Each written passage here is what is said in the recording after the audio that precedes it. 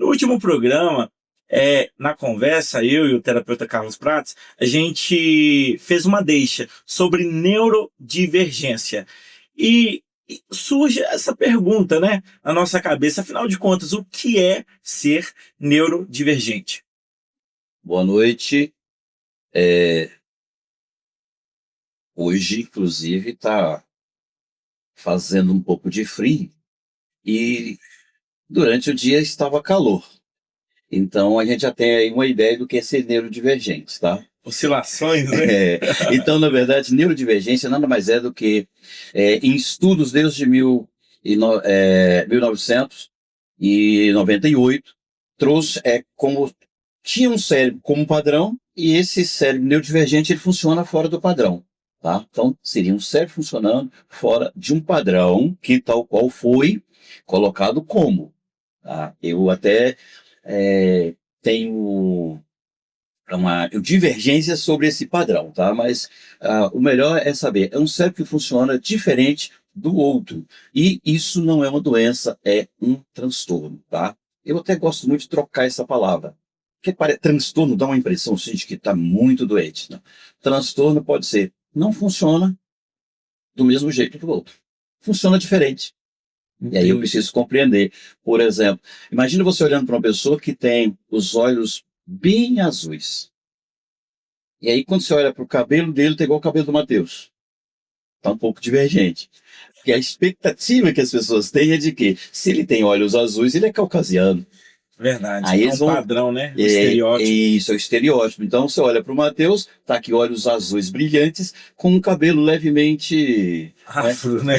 Meio afro, né? Afrodescendente. Então, fica divergente isso. Então, a nomenclatura de neurodivergente é isso. É como se fosse um cérebro fora do padrão. Nossa, bem interessante. Não é doença, é um transtorno, tá, Eu já gente? ouvi falar que também tem a ver um pouco com a forma como o cérebro funciona.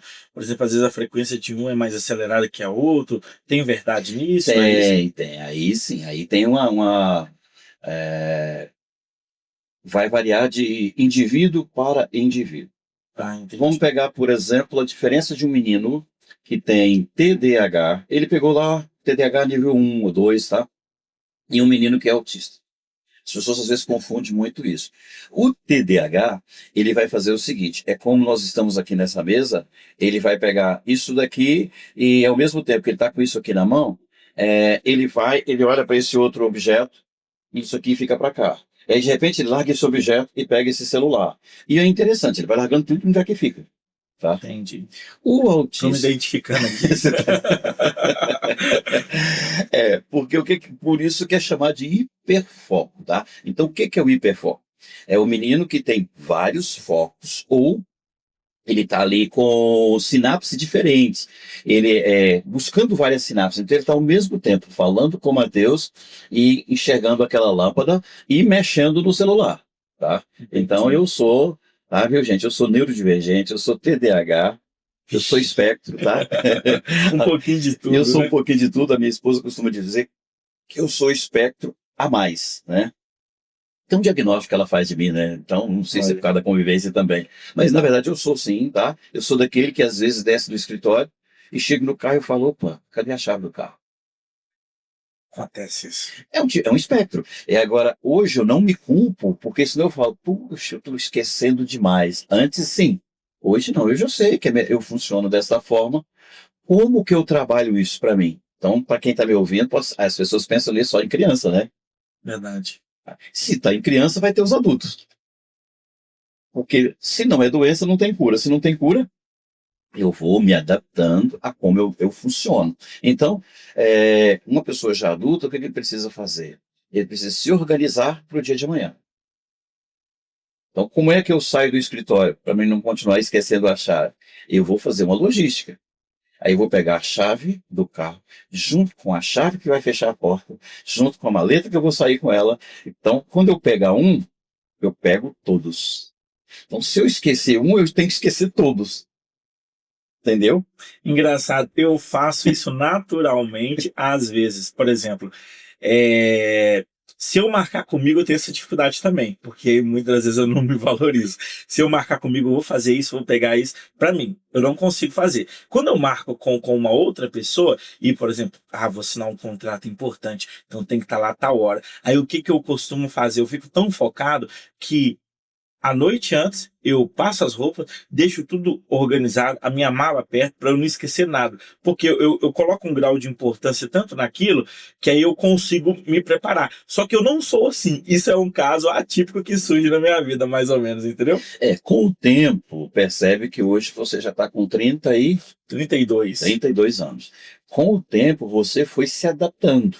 Isso. Foi passando algumas dores, Literalmente. Puxa vida, alguém te chamou atenção, e você... As esposas. Aí quando casa, né, aí já tem a assim coisa já é mesmo. bem mais atípica ainda. Então, a gente vai nos adaptando. E aí você vai adaptando um mundo que não te compreende, mas você precisa estar bem nessa convivência. Tá? E nós somos seres adaptáveis. Tá? E a gente vai adaptando a nossa maneira. Agora, melhor ainda quando, desde criança, aí eu quero dar uma dica aqui para os pais.